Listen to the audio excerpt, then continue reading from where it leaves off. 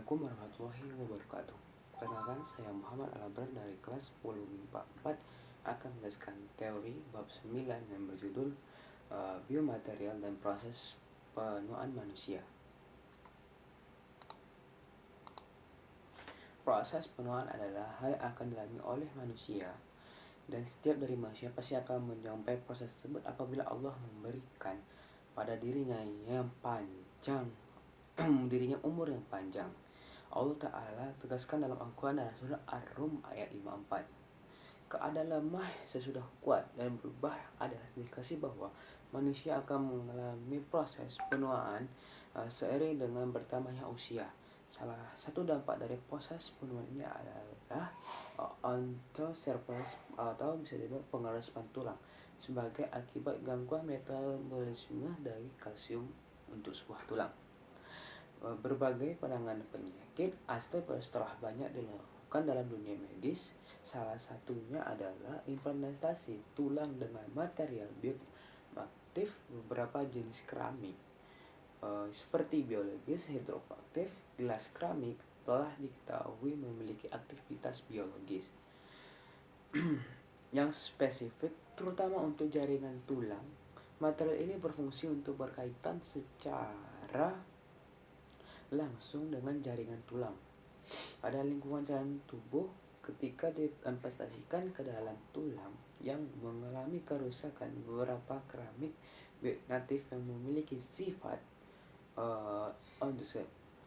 acetobaktif, hidroksif, alfaaktif, karbonaktif, alfaaktif, fluoroaktif, keramik zirkonatif, kalsium aluminatif, kuat telah diaplikasikan di dunia medis sebagai agen substitusi tulang dengan operasi bedah ortopedis dan di bidang aplikasi lain. Akan tapi tingkat kerapuhan lebih tinggi serta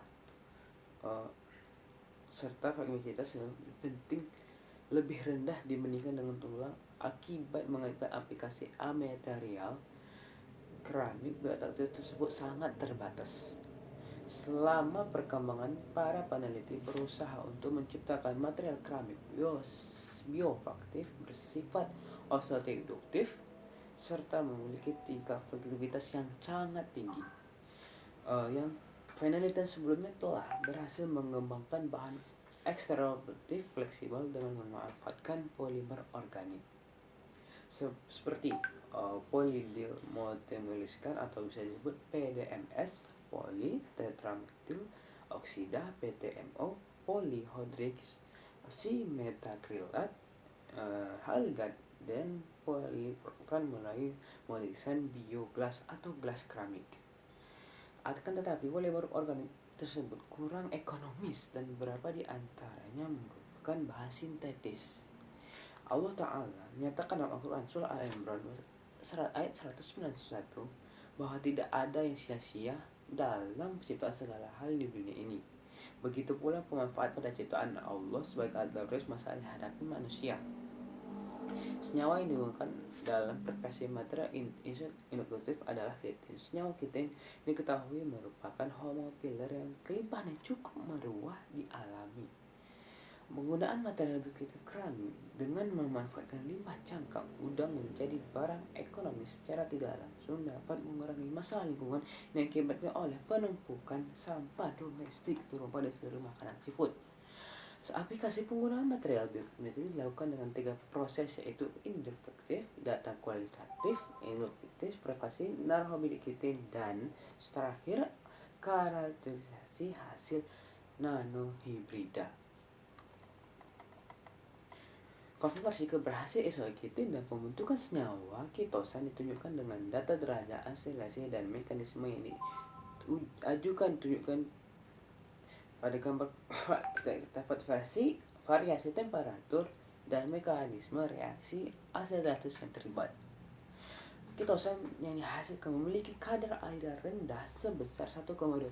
Besaran kandungan air pada ketosan tidak diketahui dalam pemanfaatan berbagai bidang, karena akan mempengaruhi daya tahan terhadap serangan mikroorganisme. Kadar air pada ketosan dipengaruhi oleh proses pada saat pengeringan telah mempengaruhi jumlah letusan yang di keringan dan luas permukaan tempat letusan di keringan. Keluaran letusan dalam absurd merupakan salah satu parameter yang bisa dijadikan sebagai standar penilaian ketosan. Semakin tinggi larut ketosan pada saat melulu ketosan dihasilkan semakin baik. Ketosan yang dihasilkan memiliki kelarutan yang sempurna dalam asam aset 2%. Larutan diamati sebagai membanding kejernihan larutan ketosan kejernihan pelarutnya. Allah Ta'ala melalui seimbangnya alam diciptakannya memberi peluang kepada manusia sebagai khalifah di muka bumi untuk mencari penyembuh bagi segala penyakit. Manusia hanya diminta mencari dan mengembangkan yang Allah ciptakan. Mungkin itu saja yang saya sampaikan. Wassalamualaikum warahmatullahi wabarakatuh.